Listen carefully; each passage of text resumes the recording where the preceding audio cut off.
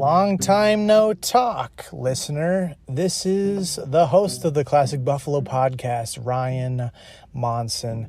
Took some time off. I kind of mentioned, hopefully if you were watching on Instagram, you saw my video about kind of pausing the Discord that we were trying to do. I can't even remember if I mentioned that I was going to be taking a break from Classic Buffalo. You'll find out at the end, the outro, if that is kind of what's the status with that, what's been going on. But we are back for right now doing one episode a week, at least for the next month. So, welcome to another episode. This is episode 67, book 67, as I've been calling them.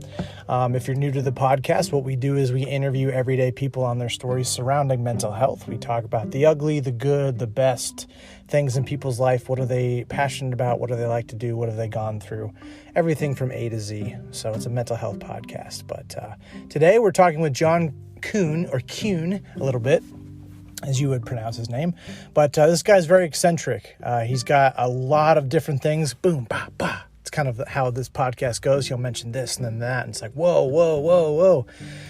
Crazy cool stuff. Some really interesting things that he's gone through, and just very raw, and I appreciate them, and I hope that you appreciate what he has to say about being a parent in his 20s and 30s and kind of dealing with that, getting and talking about drug addiction, talking about traveling in the country and finding out that he was in a gang all of a sudden, and kind of how he's gotten out of situations, what he's learned through stoicism and kind of being silent and just thinking about things, and where he wants to go, what has started his passion for mental health and advocacy, and then kind of how he started his own podcast to talk about some things with his significant other. So it's jam-packed. This guy's got an amazing story, and I really hope you enjoy getting to know John like I did in this episode. And then stay tuned towards the end if you'd like to learn about kind of what's been going on in my own personal life. But without further ado, let's get into today's episode.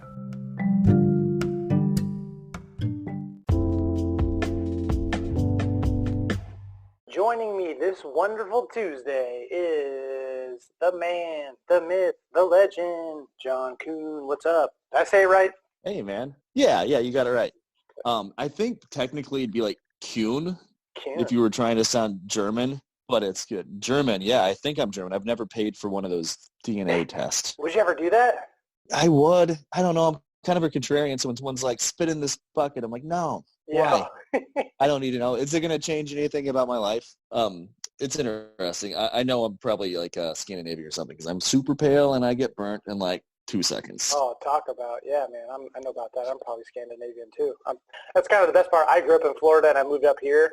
I got used to no sun, so the second I went back down to Florida for vacation or to live there for a couple months, I got burned so easily because my body was not used to it after a while. But. Yeah, I lived in Florida for a few years, and my arms got color eventually, but my legs are always very white, and I just hats, and I was always searching for shade. Yeah, if I wrote a book about my time in Florida, it'd be called Searching for Shade. Let's get into our first 5 icebreaker questions just to get to know you a little bit better and just warm everybody up. So, number 1, if you had to sail around the world and you got a boat and you have to name this boat, what do you name the boat? I'm just going to go with the business model. I just call it B4. Why? B4, my business is called Blended for Media, and I've started doing the graphic as a B and 4. So B4 Media, because my whole thing is focusing on storytelling versus focusing on I see a lot of people in the media world talking about what equipment they have, and the reason you're valuable to your client is because they don't know that stuff and you do. So one, I think it's a silly pitch. But also, that's not the most important thing. Story is what drives everything. And before traditional media, we all sat around fires and we talked. And that was that networking is ingrained deeply into us. And the reason Blended 4 came about is because I live in a house where we're 4 people and we're all the eldest siblings. I have my son full-time, and my beautiful fiance has her daughter. My son and her daughter are the same age. And there's 4 of us, so blended and then 4. Man, talk about branding. You guys, if you're listening and you're looking for branding, get this guy. He'll help you out with branding ideas. Yeah. What is the surprising scientific discovery that would change the world? Proof of sentience after life. Afterlife? Yeah, like after like you end in your human form, if they could prove you still had sentience. Ooh. What do you think that would change? I would drive a lot faster. It would change all the people's, I think, perspective on religion, right? It would definitely change like the atheist point of view. Right, yeah. You'd be like, I guess I do have to think all the time. Like, I don't know. It'd probably cause me a lot of anxiety if I knew I had to think forever. Yeah. Then it doesn't end.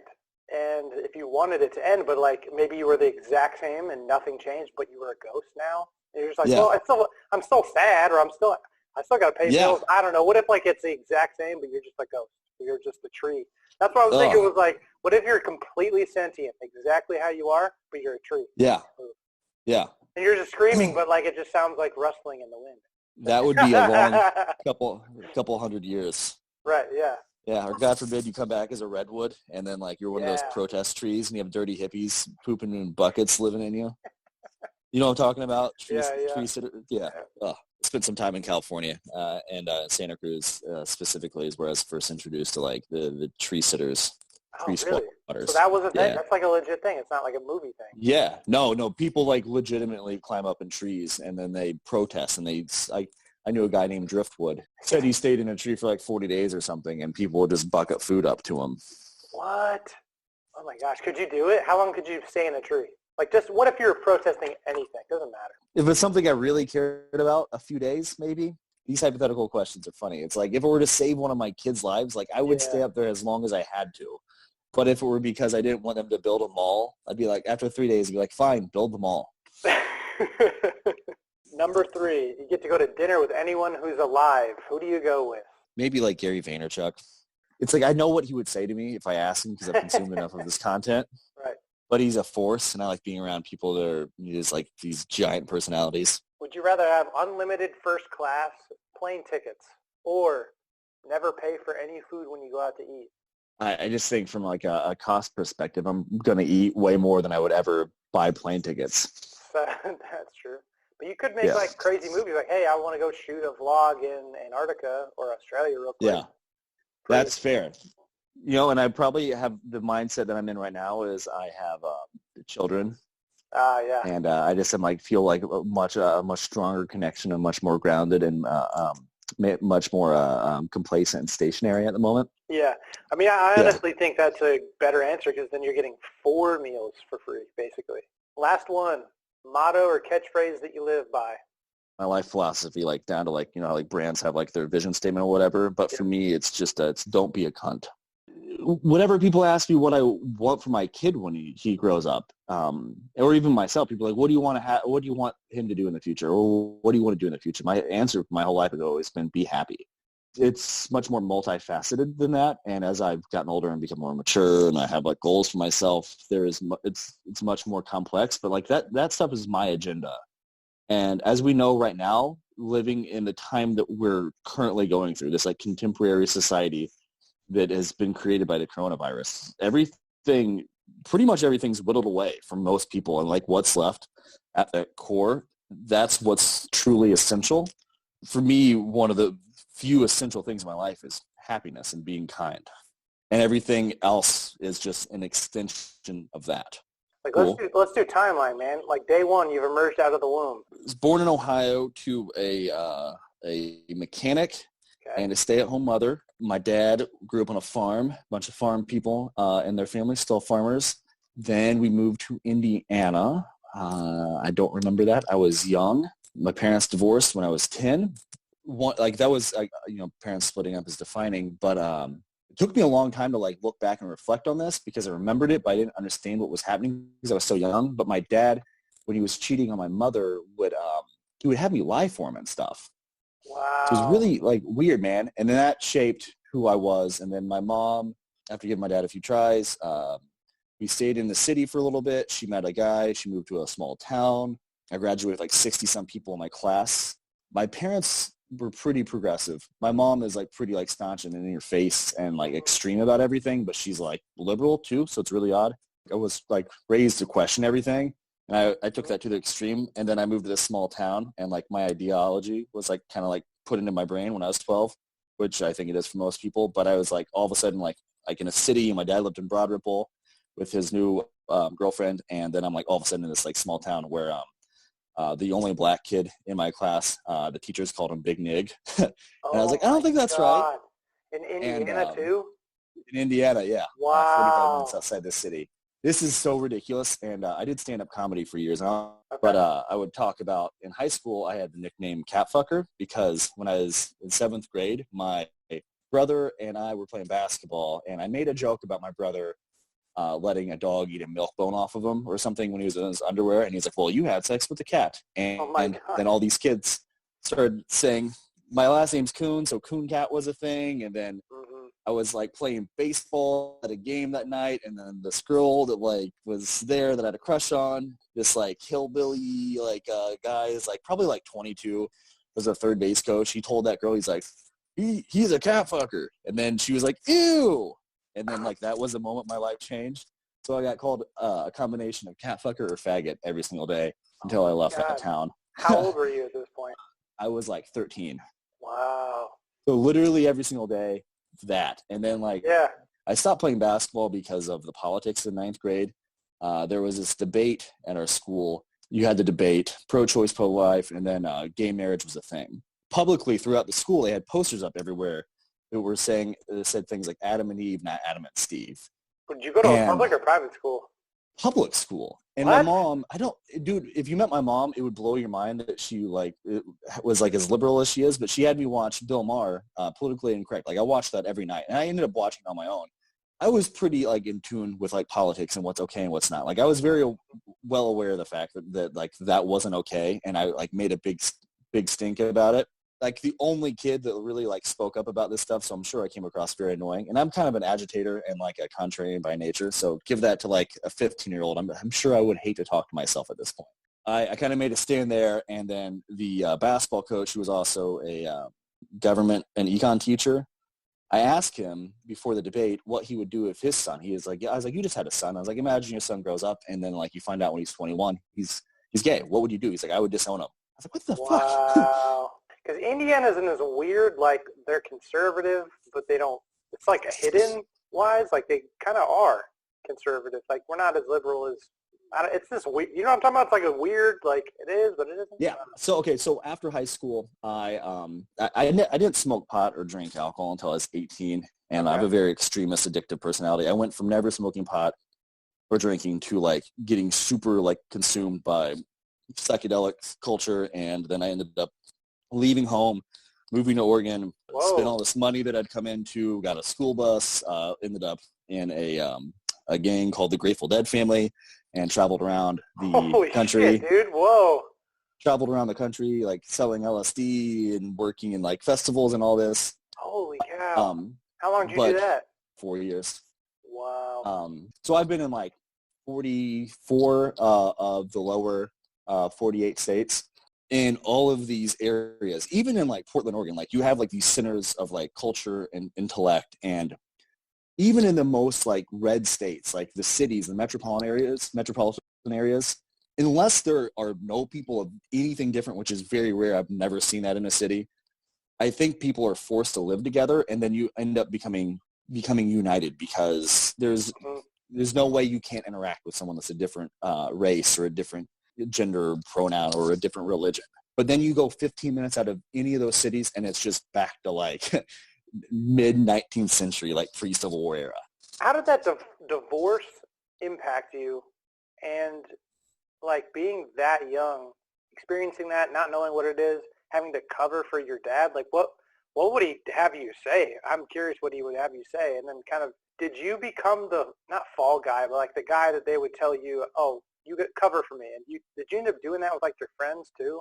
I met my kid's mom when I was traveling and doing all this crazy stuff. And that's like, even though it seems like, okay, rock bottom for most people is being part of like a hippie gang and selling psychedelics and all this stuff, like morally, like I never really disagreed with anything I was doing because I'm pretty liberal as far as like all of that goes. Like I feel like drugs should be legal. But when I met her, that's kind of where I started like codependency, and like I don't want to just like rag on her, and it's not what I'm doing, but like I'm just like to define her personality. I think she's a female narcissist, and my dad, maybe a sociopath, but is for sure a narcissist. And when I attached myself to her, I never felt like I was good enough or whatever for her. But then like she was like into like alcoholism, and like I started drinking more with her, and then she was like into Xanax and pills, and I never really like dabbled into like pharmaceuticals, and like I was never like into like blacking out for like a day or two at a time. But there were like a lot of times that I covered for her, several times, and then she would just be like really shitty to me, and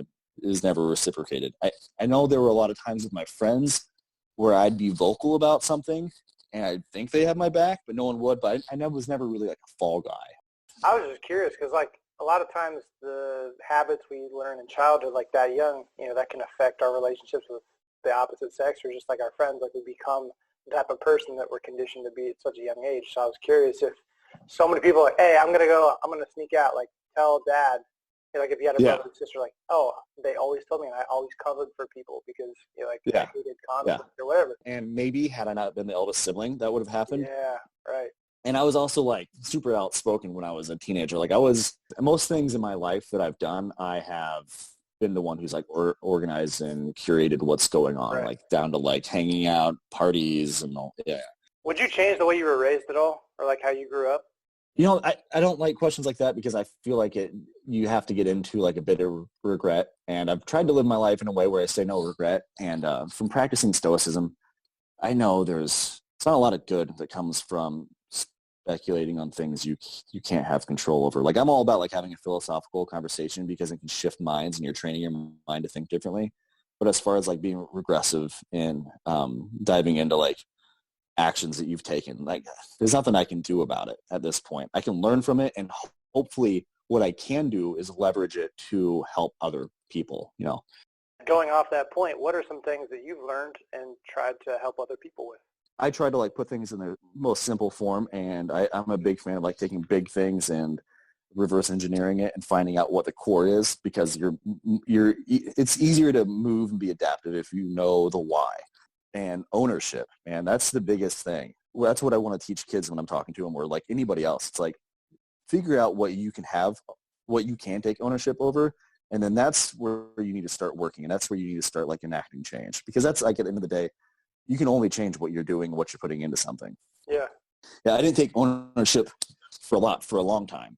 The way I grew up, it made me negative, and maybe you can say like rightfully so or whatever, but my negativity that I was like shouting all over the world and people around me, like that was me. I could have stopped it. So like I talk with emotions a lot about the game of hot potato.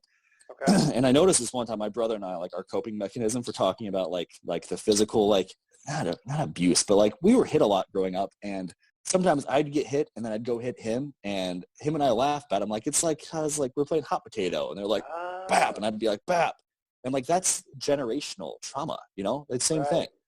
So it's like, if someone is being an asshole to me, I'm kind of an asshole if I go and be an asshole to someone else, right? Mm-hmm. But that's what a lot of people do. They don't realize they're just passing it around. How do we end it? By not taking things personally. Like with my relationship right now, it's the best relationship that I've ever been in my entire life. And a lot of that is because of her, but also I was at a place where I was like, all right, I'm going to take complete ownership in everything that I do. And every time there's a conflict between Alexis, my fiance, and I've from the beginning trained myself to always ask, first and foremost, what can I do to make this better? Right? Yeah. So if someone comes up to you and you're like working customer service and someone's like an asshole, you can say, what can I do to make this better? And it's like right here, you can like, then you start like, I think, bringing awareness to like actionable steps. And then you can start making decisions, because we have decisions in our life that we're making constantly. And if you're not aware of that, it's very easy just to like get caught up in the game of like hot potato, or it's kind of like going through the motions. I really like that because it does two things. You bring value, which people don't do. They always want something. Like, they always bring value to the other person, but most people are manipulative or would want something out of it, but this time you're giving value, and then you're also taking responsibility and saying, I'm going to get it done. Like, if someone's trying to punch you in your head or steal something from you, and it's like a vital thing, or they're taking, like, then there's a different action that needs to be taken. But most of the time, what I'm saying, I think, works, and it's worked for me. So like high school, college age, what was going on high school, college, I knew I wasn't going to go to college right away, if ever. But I was dealing with so much social like anxiety from like getting called faggot or cat fucker every single day. Right. Did you move schools, by the way? Like that sounds like... No. Yeah, I stayed. I didn't have really an option. I was like 20 minutes away from any other school. What was awesome was I was able to sign up for my junior and senior year a program called C4, and I would go and I would spend half of my day at another school, and I learned multimedia. I learned a little bit about video stuff, and I learned about screen printing and so that's where like you got into that. That's what you first got into it. Yeah. And then I went away from it for a while. Like, I think MySpace was just like a thing when I was a senior, but I don't know what I would have done if I had like social media and like the ability to go buy a DSLR for $600 and a few lenses. But going to that school was awesome. I got to learn a new skill, and I got to be around like some like more like-minded kids. And I met people that ended up being in a band with me, and I kind of took the band pretty serious and set up a bunch of shows and did like a few like drive for 3 hours, do offsite stuff. And I thought we were going to go on tour and move to Florida, and there was someone that wanted to make make an album with us. And our singer was from the town I was in. He actually lived down the street from me. He's one of my like small group of friends. Ended up developing like a bad drug problem. Like was living in he lived in like a series of trailer parks growing up. Had a girlfriend at the time. We'd been dating for a few years, and I moved to Indianapolis. And I was just kind of trying to figure out, I was like, what am I going to do for work? What does life look like now? Because the band disbanded. What's your favorite place you performed? The Crump Theater in Columbus, Indiana. It was really cool. My favorite shows were always like small venues where like 25 people made it seem like you were performing in like a sold out like theater or something, because like there's so much energy and everyone's in your face. There's a couple skate shops we would drive to, I think North Vernon was the name of a city we'd go to often. They had a pretty cool skate shop there. Yeah. How did you get into the whole bus situation? Was going to move to Portland because I heard that I would like it there. There are more people like me, and I backed out of going once, and then I got fired from the job I was working at. Got fired on my day off, actually, just like the Friday. What happened? I worked with a bunch of people that are like my age, and we were like just smoke pot and drink. And I don't even think the restaurant's there anymore. It's called Mongolian BD's Barbecue. Oh, yeah. There was like an assistant manager, or she was a substitute manager. She was like a server that was sometimes a manager. I was already on thin ice for calling in and just not showing up a bunch. Wanted to go watch maybe my sister's volleyball game, or I don't know. Asked the substitute manager, and she said it was fine. And that was just like, they're like, all right, listen, you clearly don't care. So they called me, and she was like, hey, you're fired. I was like, I'm not even there. She's like, yeah, but it's slow in the restaurant. We were talking about your behavior 2 days ago. And it's like, you're fired. Gross. So I worked at a grocery store for like 8 days, and was doing a healthy amount of cocaine, ran out of money. And this grocery store, like the running gag was we'd be sitting around smoking weed and cigarettes and drinking and doing coke. And the grocery store wouldn't fire me. I was like, I wonder how long it's going to take them to fire me.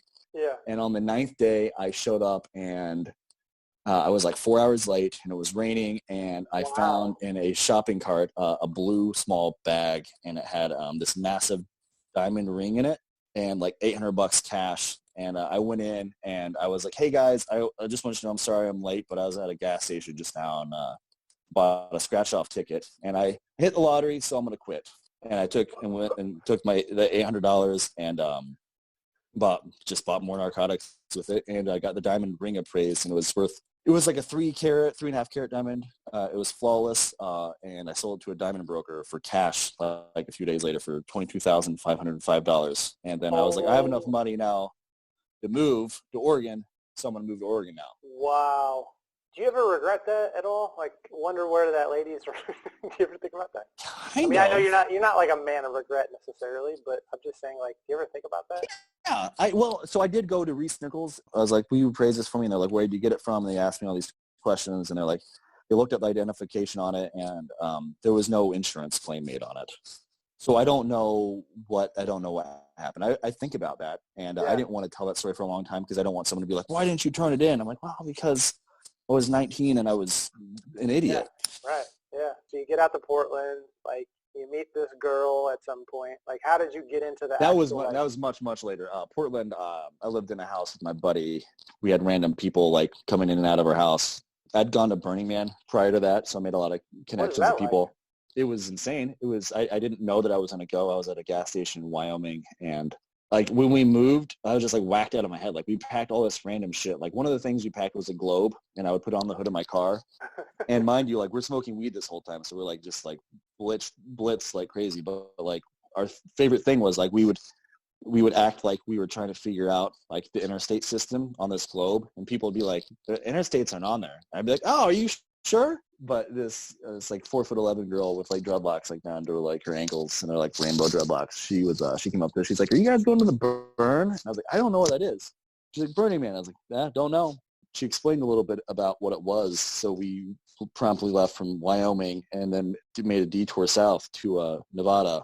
I found out what Burning Man was, and it was insane. It's like I've never seen anything crazier than that my entire life. Is it worth it to go just once? Yeah. Now there's a lot more corporate pull on it. Like when I went, it was like still big, but like Facebook and Microsoft out there, you know? Yeah. Wait, it's Facebook awesome. sends their employees out there? What's going on there? Yeah.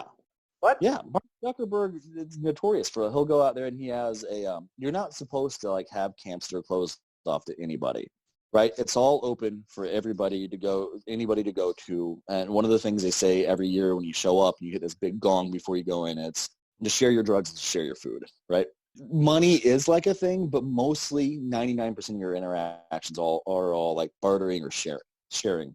But these corporations with like the proliferation of the internet, like if you're an influencer and you don't have Burning Man pictures, what the fuck are you doing? Mark Zuckerberg and like Microsoft, these big companies will like print like tour buses, and they'll like kind of block off, and like they'll have security to keep people out, and they'll like have catered food and stuff. So it's like it's still a big art piece in the desert, and then it only lasts for 8 days. And then the purpose of like reducing your carbon footprint, like that's still there. And the art's still amazing. It's just different. I've heard people complain about it, but from what I've seen, like I would still go to it. Yeah. Yeah, sure. I thought about going just for the community aspect. Like it just sounds like it'd be a really cool, like you just share everything. I don't know. Mm-hmm. That sounds cool. But maybe if I were in a different mindset, I would have still had the same friends. But I met like a ton of people for the next few years after that. Like I could go into most major cities and I would have a number of someone to reach out to, and I always had a couch or a floor to sleep on. How did you get in a gang? Like do you kind of end up in it, or like did you knowingly like get into it? If that makes sense. I ran out of money after like almost a year. Along that journey, when I was in Denver, I met these kids I got a bus with, and drove the bus back home. That was like this whole like epic saga that took like 4 months because the bus kept breaking down. And then the bus got seized by the police and ended up being too much money to get out. So I used a little bit of cash I had left, and I bought a van, an Astro van or something like that, or a Econoline, the Ford Econoline. There was like 9 or 10 kids in that van, and then we drove to, have you heard of the Rainbow Family? No. The Rainbow Family is a group of like hitchhikers, train hoppers, curious college students, just your average dirty hippie, and festival goers. And they go and they live in different national forests. I don't know if this law has changed, but for a long time in national forests, you're allowed to camp for up to 30 days. So for 30 days, they build these like temporary communities, and then they move to the next national forest. Oh. So over the course of the year, there's like 12 to 13 different locations. I'd heard wind of one happening in Ocala, Florida, and I went down there with these hippies and met some people, and then I lived out of cars and slept outside and like spent a lot of time with like literally waking up with nothing in my pocket. Spent like years essentially homeless. Really? And then you just figure out ways to make money. And you'd meet a kid and he'd be like, I have $300. And you're like, well, we could either get 5 pieces of LSD, or we could get like 100 and we could have 20 for us and then like share the rest. It's like freelancing. You get a camera and you get okay with it, and you do someone's portrait for free, or you film a wedding for free, and you're like, I kind of like this. How much are people charging? Oh, I can up my production, and branches out from there. Like I was never like beat into a gang or anything. And like they never walked around, the people I worked with, talking about we're a gang. Like you'd hear the reference of the family all the time. and hear people talk about like the family and how like you don't work with this family, you don't work with this crew. And then after a while, I was like, oh, I'm in a gang because I have bosses. And like, if I go work with someone else, like I'm going to get fired and I don't know what's going to happen because some of the families are nice and some of them aren't. I don't know. There's like different sectors when you go into the woods and hang out with these people. There's some like the people that hop trains are usually like notoriously like violent and alcoholics. They always get dubbed A camp, and they call them A camp because like two reasons, like they're aggressive and aggro, but also they're alcoholics. In your drinking, you can only drink with the A camp people. And most people very quickly are like, I don't like the kind of violence that you see. Like crazy fights all the time, like just drunk people in the woods that have been drinking for like 10 days in a row, you know? So like that kind of wraps up, then you end up back in Indiana, right? I met my kid's mom in San Francisco, and then we ended up back in Florida, and we lived in Indiana for a while. And at this point, like she was like such a train wreck, and you know, thankfully so when I look back on it, because if it weren't for her, like she would do things that whether she's doing intentionally or not, she would sabotage all the work that I was doing with this family. I had to leave the gang, and it's like kind of dicey. I sealed up almost all my debts and everything. Then I was like at this point where I'm like, well, I was still like living in a van trying to get like my life in order, but it was a long road to get back into society. And I moved to St. Augustine with her, and there was a couple arrest situations and whatnot. And I kept trying to like leave her because I was like, this is not working. But like, I don't think I'd completely resolved my codependency at that point. Mm-hmm. We ended up finding out we're having a kid. And that was kind of the thing for me. I was like, that's where my boundaries at. Like I have to put firm boundaries around having a child. And I have to like actively like change everything in my life now. And that's when I really started to like holding myself accountable. You're getting in trouble because of you. Like, yeah, there's people around you that are like getting in trouble, but you can decide to not do that. You cannot give in. I stopped getting in trouble at that point in time in my life, and the mom kept getting in trouble. And when my son was a month old, she got arrested, and it was enough that they put her in jail for almost a year. So I used that time to petition to be able to move back up to Indiana with my son. And I had like gone through I got into school. I was like my second year into school, and I wanted to be a professor. And I'd saved up like $15,000, which was crazy because I couldn't afford McDonald's like 2 years before. Used almost all that money like in a matter of like 3 months, like going through this crazy custody battle, and then moved up to Indiana. Where are you at today in relation to now that you're back in Indy, you fight for custody, you have your son? Between then and now, what was the journey there? I started playing poker, and I was like making enough money that I supported myself with that, and that didn't make sense. Holy shit, that's cool. Yeah, but online poker went away, so like that sucked for everybody involved. For a while when I moved up to Indiana, I was living with my brother and some guys that were roommates of his, but it didn't make sense after a while to like put my son to bed and go to a casino or like go to like these house games and like be up till 5 a.m. So I worked in restaurants, and I did that for a long time.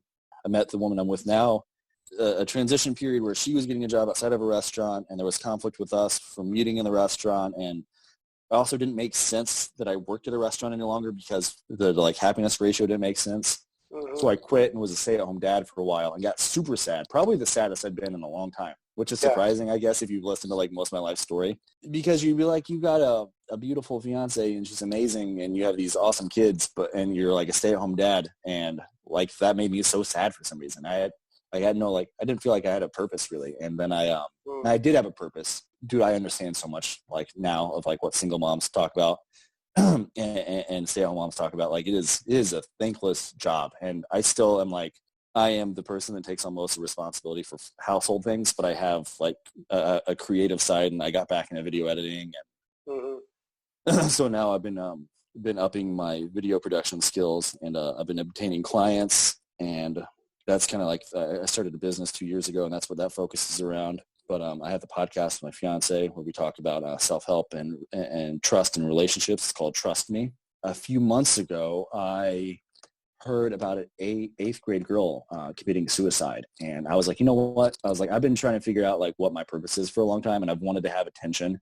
I've wanted to have an audience, and like that's what comedy was about. That's what music was about. Like I got kind of high up in that family where like I had people working underneath me, and like I was always like, I wasn't like the guy, but I've always wanted to like lead people, and I've never really understood why or had a good enough reason to do it. But when I found out about that 8th grade girl, I was like, I'm going to start talking about my life and my pursuit of acceptance and my abandonment of ownership, and I'm going to get my life back on track, and I'm going to work harder than I ever have, and I'm going to talk about like stoicism, and I'm going to talk about self-help, and I'm going to be like honest and transparent, because if I can help prevent someone to go through all the hardships I've gone through, and I can just like save one person's life, like that to me seems like it's all worth it.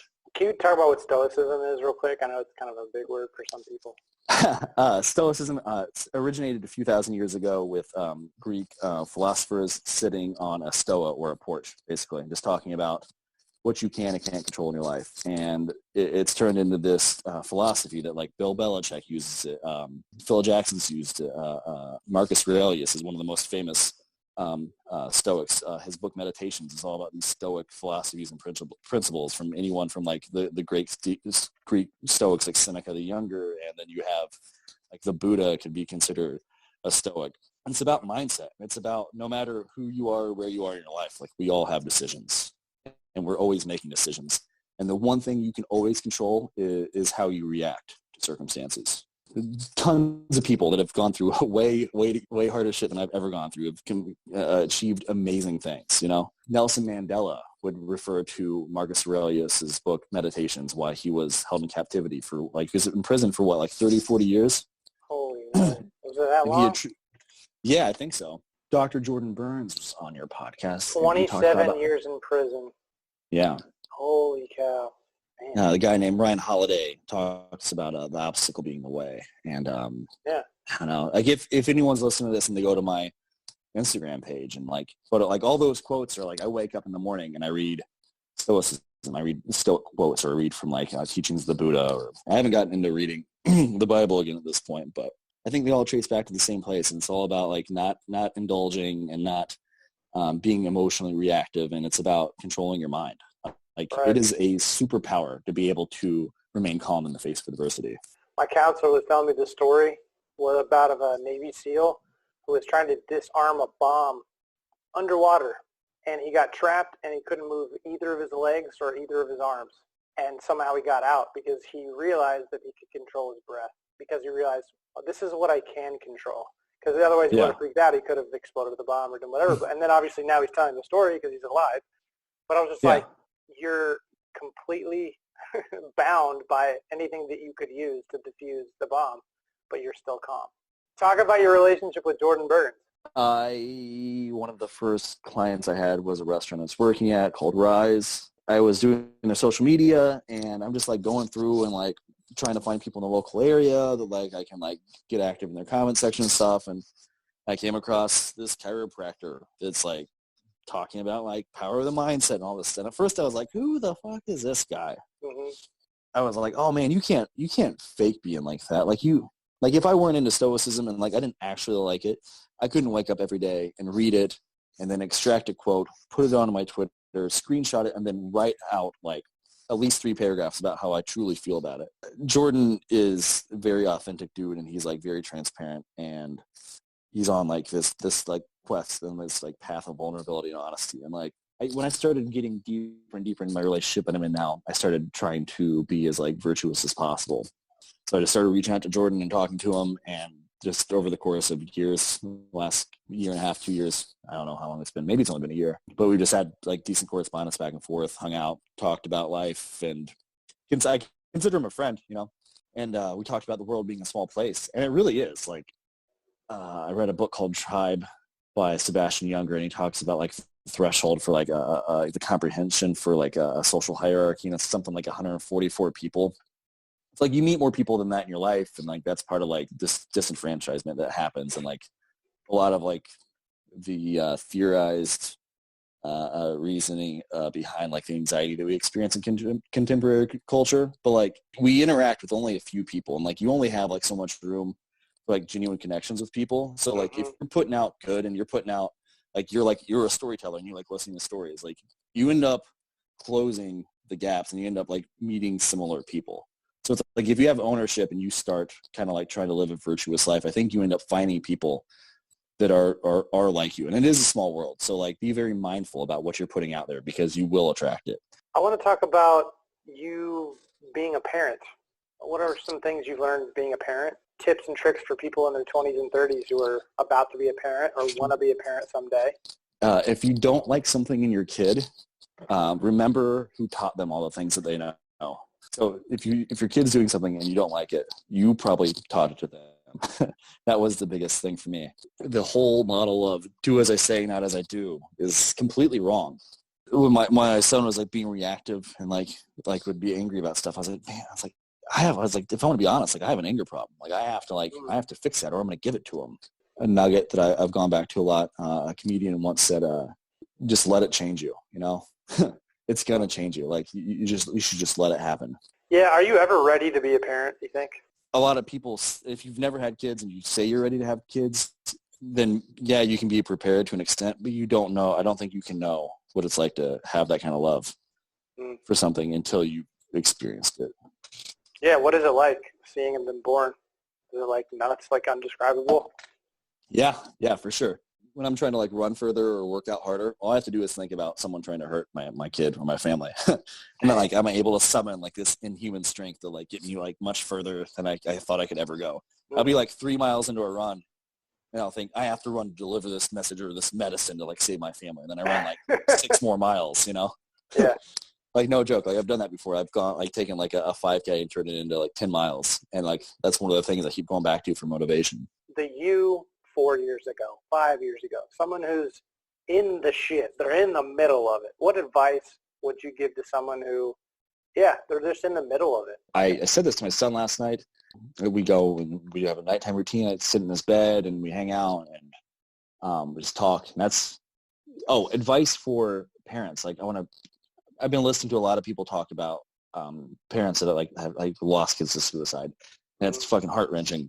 But some of the thing that I hear often is that you when you want to talk to your kids, you can't just go and talk to them. You have to be ready to listen to them when they're ready to talk. Right. And figure out when they open up. Like all the time, man. And of course, like the regrets there, and like you have to do what you have to do, and you have to work, and you have to pay bills. But all these parents, man, the one thing I always hear too, in addition to like listening to your kids, like they always talk about like their regret is like they would have been like at home like on a phone call or working, and the kid comes up to talk to them, and they're like, not right now. As much as you can, listen to them when they're ready to talk. And we're going through the bedtime routine last night, and I was talking about the importance of articulation with my son, and why we spend so much time working on one problem at a time. We're homeschooling, and it's about like retention and all this, and like you need to be able to like express yourself like concisely and clearly in this world, so that way you can manifest your ideas. But he said, Dad, how do I be confident all the time? And I'm like, that's a damn deep question for a 10-year-old. Yeah. You know, honesty is like a huge weapon, right? Vulnerability is a weapon. But I just said you can be confident all the time if you are never talking about something you don't know anything about. As long as you're always honest and you always default to honesty, like if you don't know something, you say, I don't know, it is that's how you become confident. It's okay to be the idiot in the room as long as you're honest about it. Yeah. I'd much rather be the idiot in the room and then learn than be the smartest person in the room. God, right. If I'm ever the smartest person in the room, I'm like, oh, this is bad. So what has been your experience with anxiety, depression, mental health? Depression has been a thing for sure. When I was a stay-at-home dad, quit working in a restaurant. I didn't work for like 10 months, and I hadn't really got back into video editing. I would sit and like think about killing myself like every single day. It was sucked. And plan it out and stuff. Action has been the one thing that has helped me get out of it at any point. I think you shared a thing about me having a mental clarity checklist. Yeah. I want to talk about that. So it's ask, identify, and then action. I ask myself why I'm feeling bad, if there's anything I can do about it, and then I identify what the concerns are past that. Like if I feel lonely, like what am I afraid that like my partner's going to leave me or whatever. And then after I identify the first round of asking, I ask myself, can I do anything about my concerns and the things that are making me feel bad? And then I identify the things I can do something about and the things I cannot do anything about, right? And I scrap the things I cannot do anything about, and then I make an action, call to action, like make a plan for the things that are remaining that I can actually do something about. A lot of the times it's I haven't taken care of myself. I need to go for a walk or whatever, you know. Good launching point. I read a book called, still in the process of reading it, it's called Essentialism, and it's written by Greg McKeown, and he talks about Did you read it because it has to do with your last name?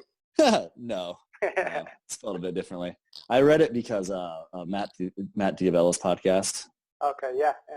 But he has a checklist for tons of things in his life. Like if there's a fire, like what do we grab? And if you relieve yourself of cognitive pressure, it's much easier to like have clarity and make decisions. So with social media, like there's been bouts where I'm working from home and I'm like still like the stay-at-home dad, and my fiance is a female breadwinner. She's crushing it. She's awesome. And there'll be times where we'll start this business for like everything I was chasing. Like it's either halted and no one's getting back to me, or like I've lost all the clients I thought I'd have. You know, it's super hard. And there's days where like I would start spinning and spiraling, and I'm like, what was happening on those days? Like I would be pacing and I would manically open Instagram and I'd scroll through, or Facebook, I'd open it up, and it's like I was trying to distract myself, because as with drugs and alcohol, like it's amazing if you want to be like, fuck it all. Like you just drink like 6 beers or whatever, you know? So, same with social media. You're like, I can scroll and you're taking an action, but it's not a beneficial action. So now it's like, I just ask myself before I get in, or if I you know, it's not a perfect system. Like it's still on my phone, so I'll open it, but I'm able to, like, I've taken time out of my life and I've sit down and thought, what do you want to get out of social media?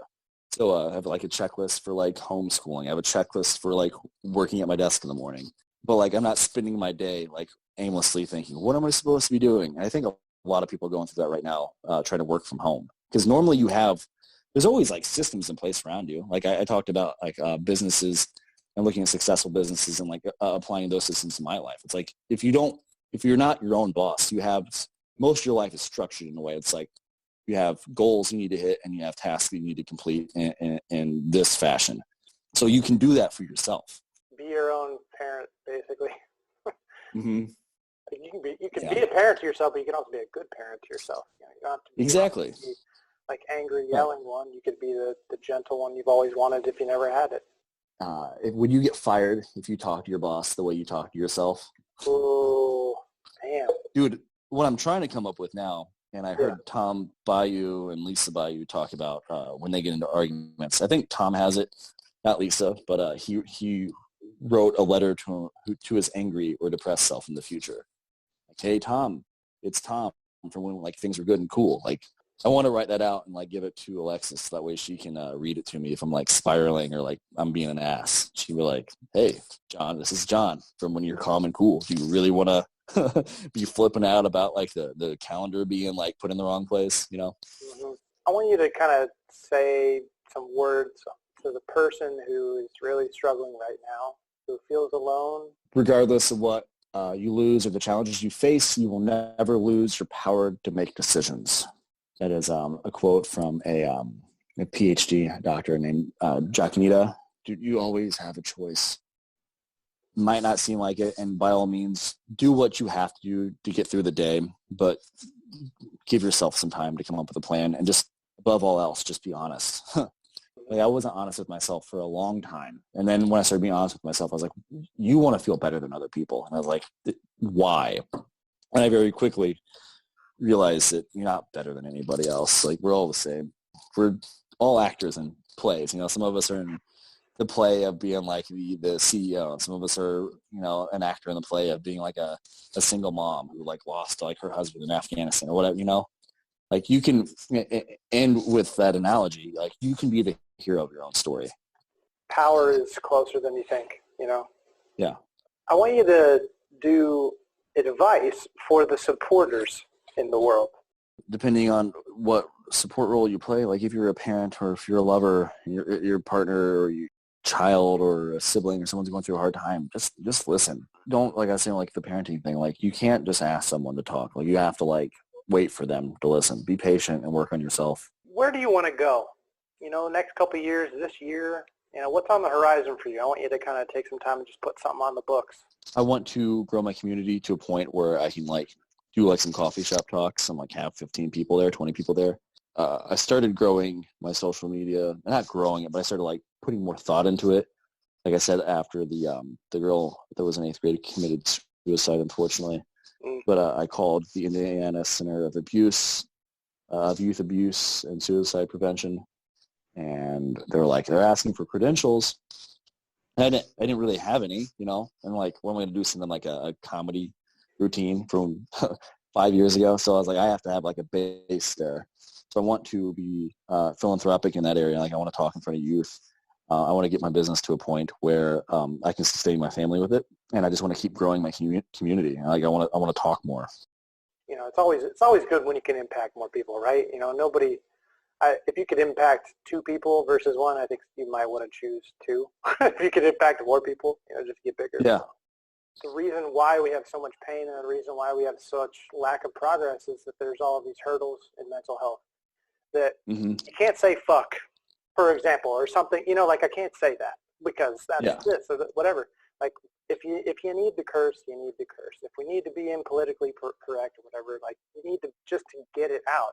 Because all I imagine is somebody spending 40 hours of their job or of their week being somebody that they're not, and they don't get to talk about bird watching or that time they drove a bus around the entire country and sold drugs. Yeah. They've never shared XYZ story before. Just everybody deserves to have an hour and a half to at least that to be themselves. Yeah. Share what they've gone through, what their passions are. So, yeah.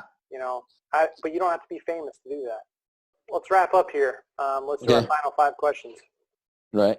Number 1, what's the best thing you can do during the COVID-19 crisis? Stay calm, man, and be forgiving. You want to hear my checklist for homeschooling? Yeah, sure. Set a schedule, be realistic, create a system for each child, be forgiving, and be adaptive.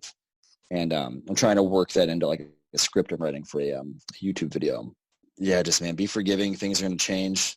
Be realistic about your expectations. Like, there's only so much you can do right now. And setting a schedule, getting yourself into a routine, even if it's like all you're doing is waking up and showering in the morning, give your brain some kind of like trigger, some kind of cue. You're like, all right, I am not a piece of garbage right now, and I have taken some action, and I do have some control, even though it's crazy right now. People are protesting. That's right.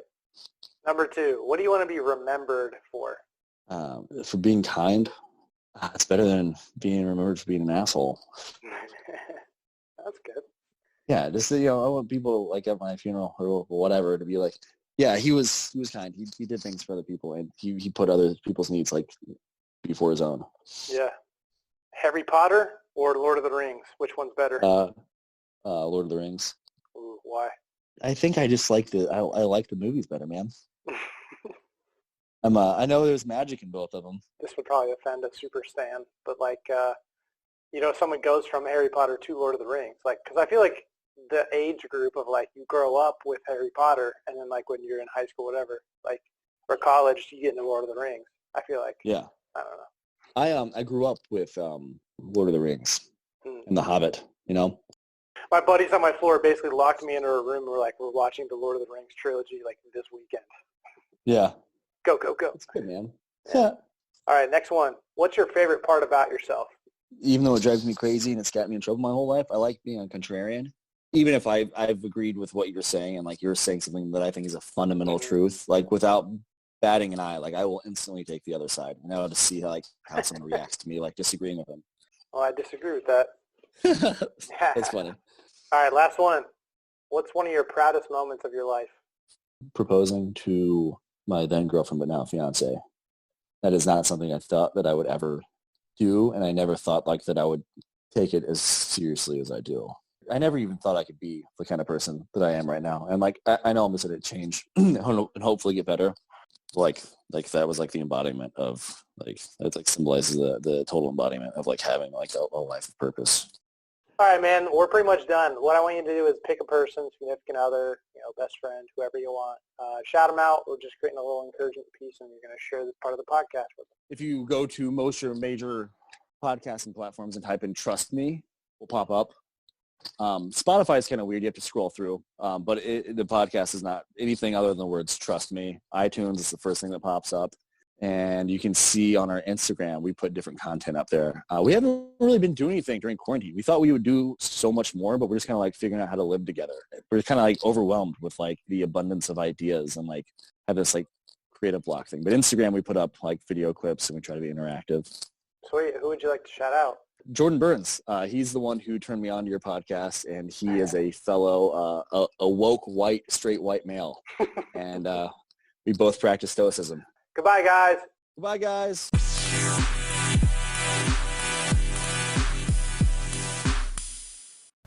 Hey everybody, this is Ryan from the Classic Buffalo Podcast. Wanted to take a second to talk about Anchor, how I'm actually making this podcast happen. Super happy that I'm partnering with them. So, Anchor is actually the easiest way to make a podcast. I've done my research. This is basically the best way. I promise. It's going to give you everything you need in one place for free, which is the best part. It's going to have tools, so you don't really need a fancy schmancy recording guy. Anchor's going to be helping you out there, and then they're going to distribute the podcast everywhere to Spotify, Apple Podcasts, Google, everything. And then you can also make money with basically no minimum listenership, which is kind of rare. So hop on Anchor as soon as you can. Thanks.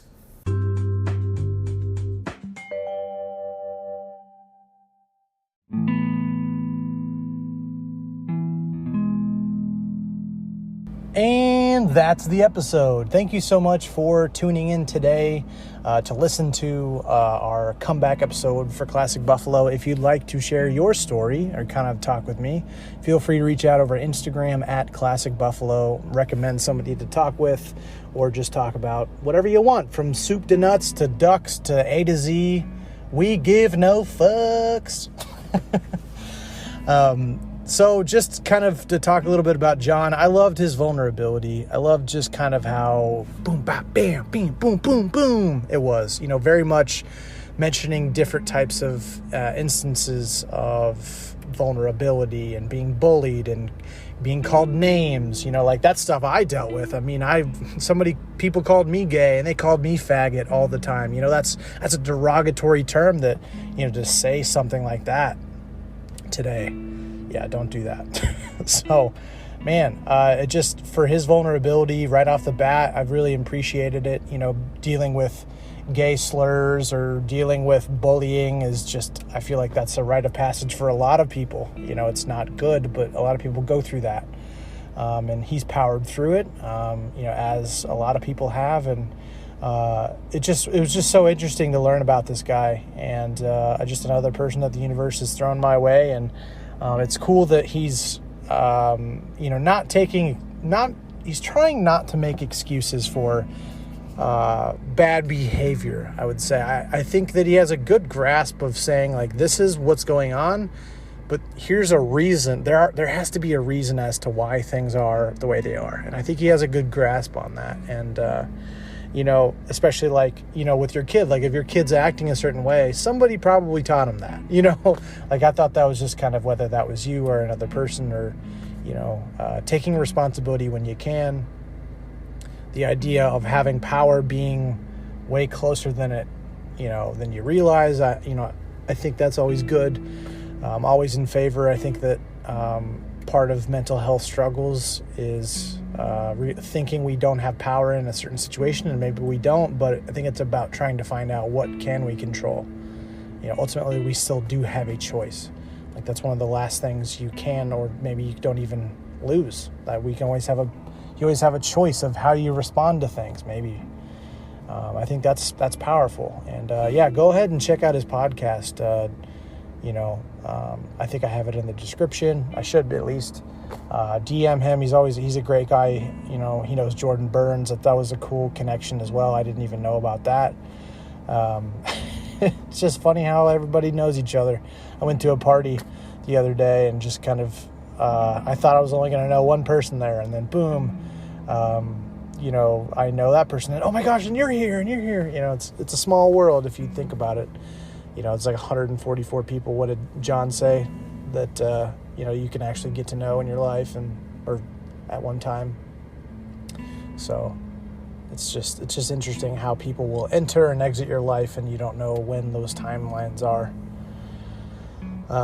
But I'm super thankful that I met him. You know, I'm going to be reaching out and seeing if there's any other ways we can be collaborating and supporting each other, because John's a great guy, and he's just, this vulnerability is needed. You know, I think that's having people like John share his story, and encouraging vulnerability of transparency of what have you gone through, what are your thoughts on a thing, and not having just destroying that stigma. That's what we're out here doing, and letting your story be heard, as our slogan would be.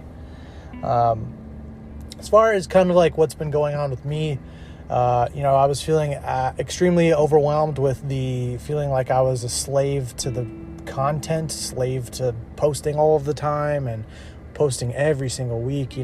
Since I started this specifically, I was posting twice a week or once a week and kind of just pushing myself.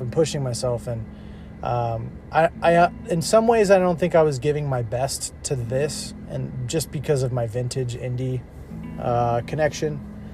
And I don't know if I was giving my best to that either, because I was still doing this. And just my mental health is taking a nosedive, over the last couple of weeks and months, having this idea of like, oh, I don't want to get out of bed. That's brand new for me. And that's scary, where on the weekends, sometimes I'm just like, yep, I just don't want to get out of bed right now. Like that's kind of what I've been dealing with, and feeling overworked, feeling confused as to what is next for both of those pages. So it's just it's something that I don't know. I meant to say that I'd take some time off with Discord because I was having some issues with the setup and whether it was what the strategy was gonna be, but I really was planning on taking a break from Classic Buffalo as well, of just the posting. And I took a break from Vintage Indie and just deleted my Instagram after I put that emotional video out for both of those, because this has been an emotional thing for me. These two of these things have been two huge sources of joy for me over the last 3 years for both of those. Classic Buffalo more recently, or it did in college and then it came back, and so it's been hard to like quit and to not have it be a part of my life. When I would leave my job, I would go and work on one of those two things, this or, Vintage Indie. And then I'm still struggling with depression and anxiety, and I'm still dealing with all these different things. But now that I don't have those things to work with in my vacation time, doing quotes over here, I was just kind of like, what do I do now? I now have this time to focus on thinking, or I now have this time to focus on a book or something, which actually I found I actually enjoy doing. I do enjoy reading a book. I read a book about psychology, which I'll probably do a video on. It's called Why Men Don't Listen and Why Women Can't Read Maps. But it's a fantastic kind of look at the way that men and women are wired and the nuance of life. So it's not just like misogynistic like you'd think. It's pretty good. So I'll probably be talking about that as well. I don't know. I love the book. And, I've just been feeling overwhelmed, been feeling anxious and depressed and unmotivated. And, from the Vintage Indie perspective, I haven't wanted to publish any content. I was getting my value as a human being based on the amount of followers. And I know I don't have that many, but I think I'm on the Greek letter alphabet of celebrities. I'm known in the community.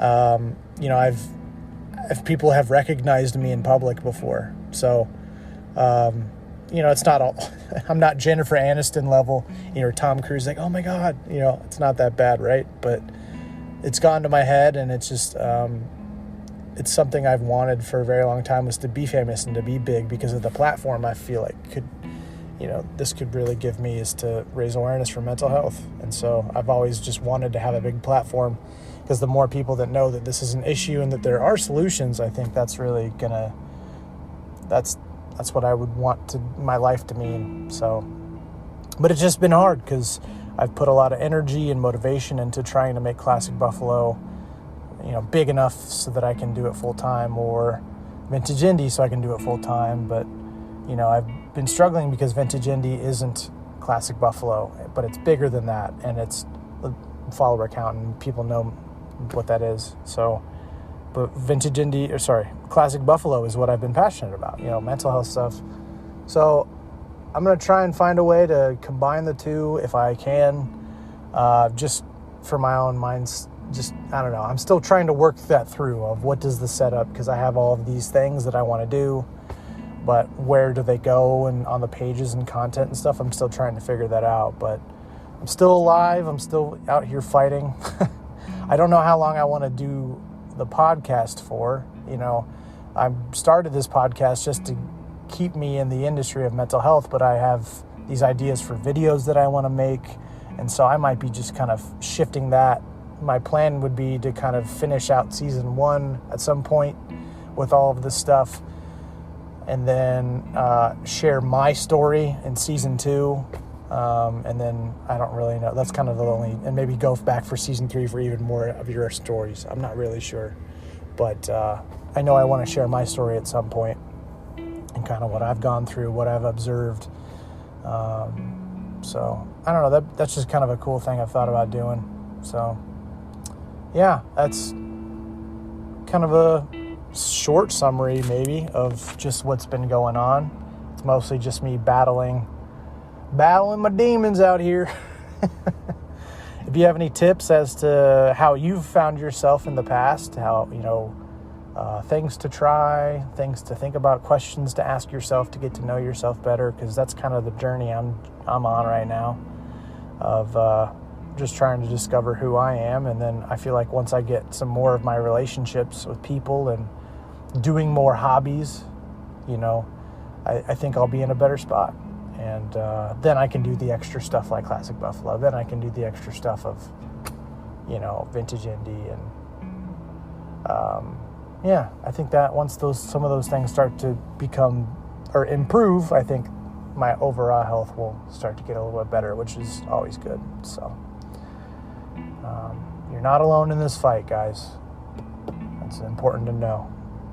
There's people like me out there who have struggled with anxiety and depression, and there's people out there that have overcome it and won, and, it's a daily fight, but just got to keep going.